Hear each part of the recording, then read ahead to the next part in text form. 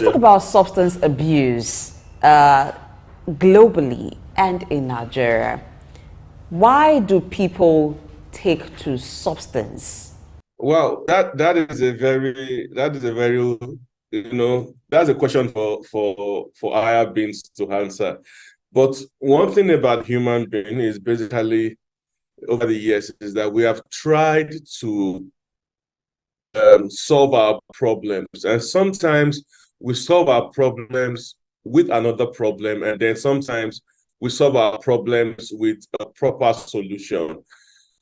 The problem with addiction, it varies for so many reasons. Some people were trying to kill a pain. Some people were trying to escape a situation, and they found solace in drug abuse. However, some people, out of curiosity, started abusing drugs and stayed with it all through. So for various reasons, and some people started by, having a medication that was solving their problem. And from there, they progressed to being addicted to that medication and abusing that medication. So for several reasons, people have sought after drugs, both recreative drug and medical drugs themselves, for prescription drugs, in order to solve a particular problem or satisfy a particular craving. And before they could, get a hold on the situation, they found themselves addicted to it. All right, Dr. Folajimi, glad to have you on board. It's a pleasure hosting this morning. Thank you for me. It's a pleasure All right. seeing you too. So according to the United Nations Office on Drug and Crime, there's the statistics that about 40 million young people in Nigeria do abuse drug, mainly between the ages of 16 and 65. I would like you to help us understand why this practice is peculiar to the young people in Nigeria. So drug abuse is not peculiar per se to Nigeria. Drug abuse is a global problem that has spanned over 4 or 5 decades. I think sometimes it's drug abuse that was even in the ancient days also. But more recently, drug abuse has extended into Nigeria by different movie parts. Sometimes, music has played a role in promoting it. Movies have played a role in promoting it. And locally, it has also gained some prominence because it's pleasure seeking in a way. Now, you must also remember that Nigeria is largely a youth population. And I may tell you that 40 million somehow it's somehow a below estimate issue. The problem might be bigger than that. If you consider all kinds of addictions, all forms of addictions, you might have a bigger number than that. At the same time, we have a country where how do I explain this? We have a country that is poorly regulated in so many ways, and this poor regulation has made certain things that are not supposed to exist proliferate and have a stronghold on the country.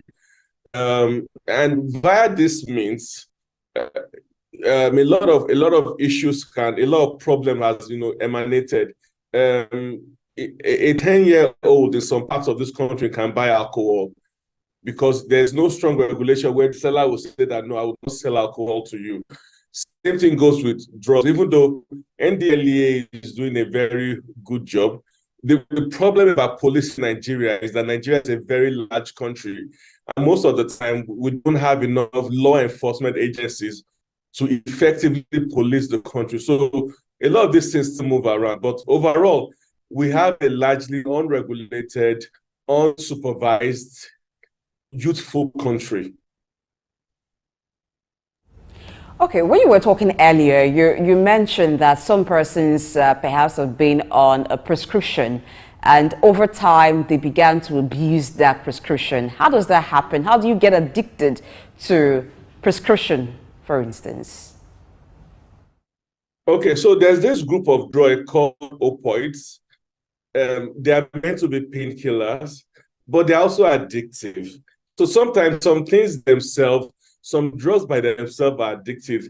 Some of these drugs have found themselves And these drugs have been, in time past were strictly prescribed by medication, but sometimes without medication, people lay their hands on them. And we have what they call an opioid epidemic, even in the US right now. 80% of heroin users in the US were once upon a time prescription medication users that they abused. And, it becomes very fearful in this case because the addicts are not, riffraffs on the road. The addicts are young college, young university, young students, athlete students, bright students, working class men, people who just had an injury and they're given medication to solve that injury, and they got addicted to that medication, and they began to seek alternative ways of getting it beyond the doctor's prescription. And from that medication, they progressed to using more harder drugs like cocaine and heroin and meth and stuff like that, and became addicts. And it becomes more fearful because this issue in the US could happen to anybody, not just riffraffs and people that you think look like a typical drug addicts. All right. I would like you to talk about some of the substances that are commonly abused in Nigeria. And you as a medical doctor, I would like you to also talk about the health implication of substance or drug abuse. Well, from my last investigation on this matter, I can assure you I am not so familiar with what is being abused. And over time, they move from one type of addiction to another type of addiction. More recently, there's been an addiction on laughing gas. I found out there was an addiction on laughing gas. Before now, some opioid drugs have been, abused. Some alcohol has been abused over the years. Alcohol combined with some other things have been abused over the years. Even alcohol itself can be abused alone as a fact. So over time, unless you really investigate and roll on the street or know what's going on the street, you might not know the full extent of the list of things that have been abused. There was a time it had to be gas from the sewer.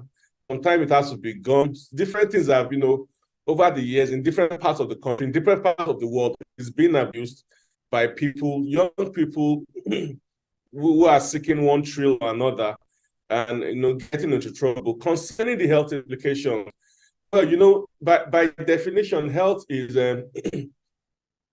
health combines the body, the mind, mental and social. One of the biggest problem you can have as a health challenge is a mental problem. So mental health challenges are tough. They are tough on the person, they are tough on the society, they are tough on the loved ones of those people. And it's a huge burden dealing with mental health. The other angle of mental health is that sometimes it creeps up on people. A good number of people are addicts at the moment right now, but they are still functional addicts. They're addicts, but they are still doing their 9-to-5 job. They are still doing their everyday job, but they are addicted. They keep on going on in this direction where they are still functional, but they are active for like 2, 3, 4, 5 years. But at certain points in their life, they become non-functional in the society. The addiction gets so bad, they can't keep a 9-to-5 job. They can't live with people anymore because they keep stealing people's money, make life miserable for people around them, and they become like a social reject, social outcast. At that point in time, nobody wants to deal with them, and they spiral down viciously because the people around them are tired of how to handle the situation, and they become a pariah to the society. Then let's talk about the multitude of health challenges, from sharing needles, having infection. Some of them have to go into prostitution and risk having STD and so many other issues, to the multiple organ damage this drug has on their body, and ultimately to death. And even when they don't die, the damage to their mental faculty might leave lifelong debilitating scars on them, that you meet them and you begin to wonder, are they really in the right senses? Are they ever going to recover from this thing fully? So it's a really wasteful, it wastes lives, terribly. We see videos of cities in the US or in Canada where drug addicts reside, and you feel sad for humanity when you see these things.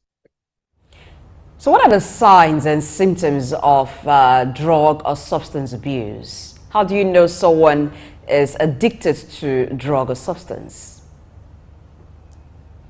Very good question. So, like I said earlier, it's good when someone is still a functional addict, if, we can pick it up at that point in time and solve the problem. Sometimes people hide it so well, you don't know. So you might, be a keen observer to actually identify some few irrational behaviors.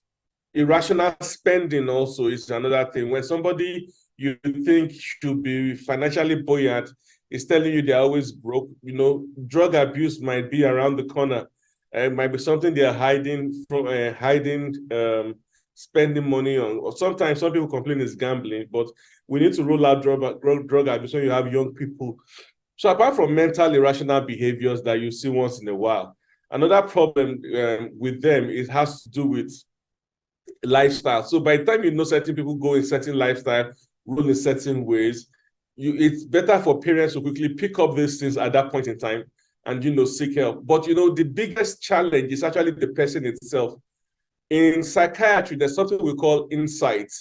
When you say that a patient has good insight, that means the patient knows that there's a problem, I have a problem, and I need to fix this problem.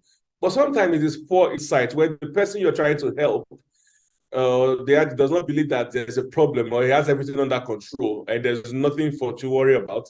It becomes harder trying to solve that problem at that point in time.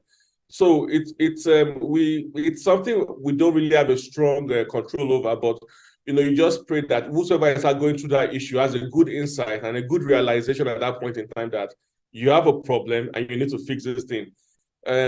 Beyond that, if the person is under parental control and parental authority, they have to take very drastic steps, possibly even change the person's location. If he's in a particular school or he's working in a particular area and you've noticed drug addiction in that person, one of the things that you need to do is move that person out of that area, that vicinity.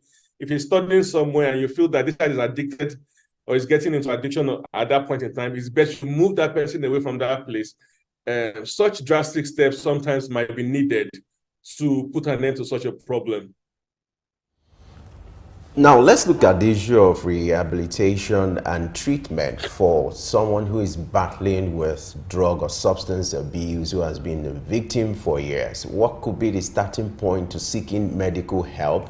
And then how affordable it is when it comes to this kind of treatment and this kind of medical services?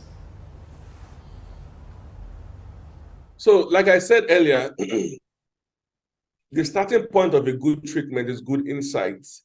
If the person himself, realizes genuinely that with the problem, when they do not realize this thing, it limits what external people can do about it. Concerning rehabilitation is not cheap because it's a reorientation of life. Let me put it that way. And if you look at the duration, rehab can take up to 1 year. Rehab can take more than a year. From what I've heard from people who have, survived addiction in time past, it's a daily battle not to go back to their old ways. That battle is never won. And that is why you see Hollywood celebrities who were once addicted get out of it. Then for one reason or another, possibly due to work stress and life stress and so many other stress, they fall back into addiction, and the fallback might be so heavy, they might overdose on that thing and eventually die. And there's so many stories in that regard. So apart from the fact that the rehabilitation is a big deal, rehabilitation is expensive because you have to live with somebody and monitor that person, daily. And this is where family support is very, very important. An addict, recovering addict, needs his family around him or her. He needs that social support. It's very important, and we can't really put a cost on that. When that family support is not there, that person might, have to be really strong-willed to survive on its own. But overall, beyond rehab, the recovery from an addiction is a lifelong battle. The battle might get easy, might get worse, and especially if they've come face to face with triggering factors. Are they in that same set of people, where they easily find this thing, or possibly the person has a spouse that is really problematic, or does he have a spouse that is really helpful? Is the spouse also doing the same thing that led to drug abuse and stuff like that? All these issues, all the social factors around that person, makes it excuse me, makes it easier, more difficult for someone to recover from addiction. So I don't. There's nowhere in the world where rehabilitation is cheap. Somebody has to foot the bill. If the government is not footing the bill, the family or the friends of the recovering person has to foot the bill, because it takes months, years to rehabilitate the damage done by drug addiction. So in what way does rehabilitation come? Does it necessarily mean that a person who has been an abuser of drugs or substance have to be committed to a rehabilitation facility? If it takes a whole year, how do you keep people like that in one place for that period of time? So I said one thing before, and I said one thing before, it's that the one of the greatest challenge a human being can have is a mental challenge. You can break a leg, break a bone, give it 6 weeks, 8 weeks, your leg will heal. But you see, when it comes to mental challenge, when people lose their mental faculty, it's something that becomes like a lifelong battle. And it's one of the, it's one of the most terrible things that can happen to a human being, in all different forms of it. So with such a severe condition, when you have to change that person, you have to take a long time. It takes a long time. First of all, you have to have them in a controlled environment, no access to all those things they used to have before, no access to stress, because some people go through stress and the only way they want to survive that stress is by taking drugs. No access to stress. Take them off those things for a long while so that the brain loses memory. The brain loses how do I put it, the memory of the joy or the ecstasy they got from that drug. You have to talk to them. You have to make them realize that we have a problem here, and when this problem is persisting, you will ruin your lives. You make the people around you miserable. So the mental reconditioning is not a one-day process. It's something you have to do day in, day out. And that's why I said that even if if someone spends 6 months or 1 year rehab, even when it goes out, it might still fall back.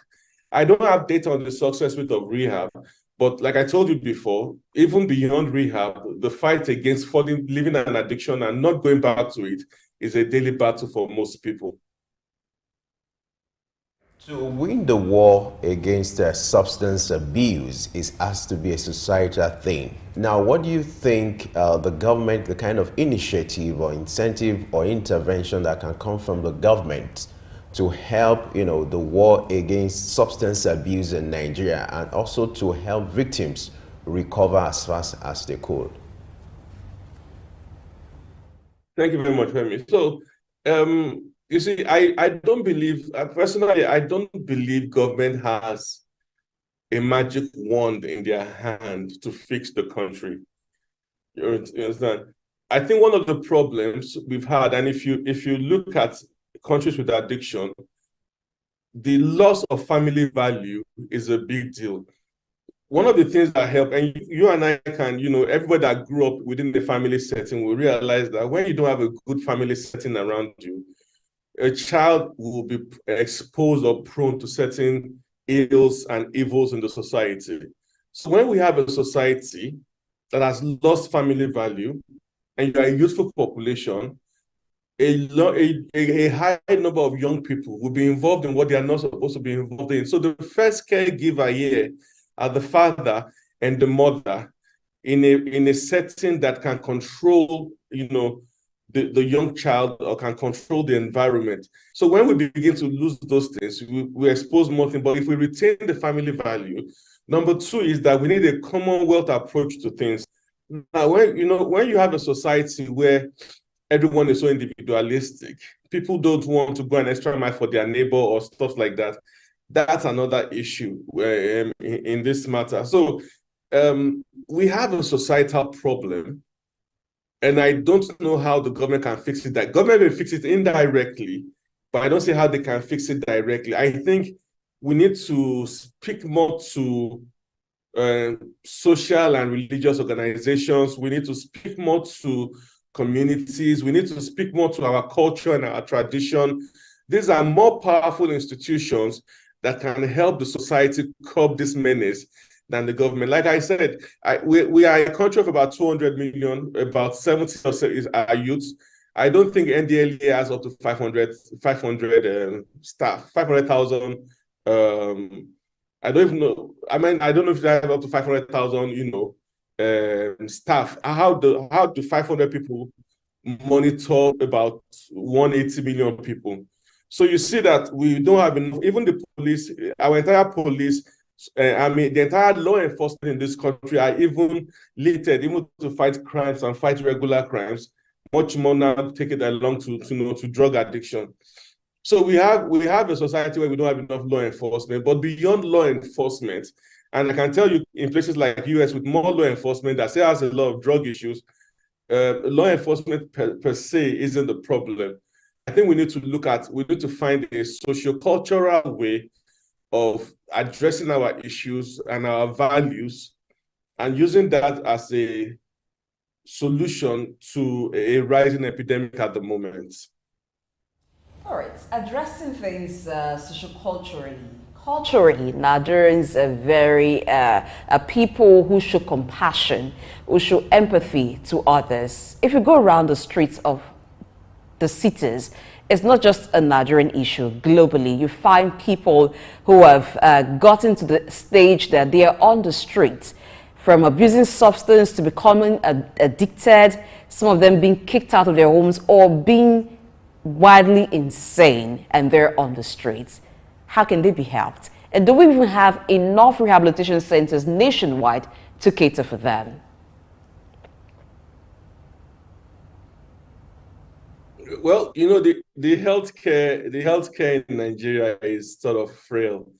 The healthcare is thinly spread out. We don't even have enough hospitals here to cater. Malaria is already an endemic thing we deal with. A lot of health workers already, hospitals are dealing with malaria, dealing with other issues. And who will have the capacity to, admit a patient in for 3 months, 6 months, 1 year? The financial burden on the parents, if they are not really financially strong, on the caregiver might be an issue. So most hospitals don't have the facility to take care of such cases. And also we need to talk about the social stigma involved with drug abuse, because drug abuse rolls along with mental illness, and mental illness has a big social stigma attached to it. A lot of people will tell you that if you go to that hospital, he's been admitting mad people in the hospital and you don't want to go there. So ever since, psychiatric and asylums have been a place of social stigma. And that's another big issue with drug addicts. The moment you are a drug addict and you're recovering, people will still look you with, I wish sure he's okay. I wish sure he's fully recovered. If you come into their environment, they'll be like, I hope he doesn't steal my money or steal something to go and buy drugs. So we still have to deal with that social stigma from the society in this matter, because those people will feel a recovering addict might even feel that he's not welcome in social circles, especially if everybody knew that he had really messed up once, he had gone to rehab and is out of rehab. They'll still kind of look at him. He may not be socially embraced in the society. And that alone might send him back into drug abuse and send him to his death. So like I said, we have a sociocultural role to play as a society. Hospitals and psychiatric rehabs are not enough. Although I am aware that several are, much more are coming up, because we are actually having more cases as time goes by, and the caregivers of these people are, sort of challenged, and even the affluent people that have this issue. Sometimes, when somebody who's come from a prominent family goes to a psychiatric hospital, when it's an admission, they will change it so that everybody know that, oh, he's from this family or he's from that family, because of the strong social stigma attached to this issue. So the problem rose like a vicious cycle. And sincerely, I won't tell you I know the solution to the matter, but I feel we, as a people, we need to culturally call ourselves together and, tell ourselves, do we want to gossip about this problem or about this person, and stigmatize this person, or do we want to help this person out and see how we can help that person out without, being harmful to ourselves?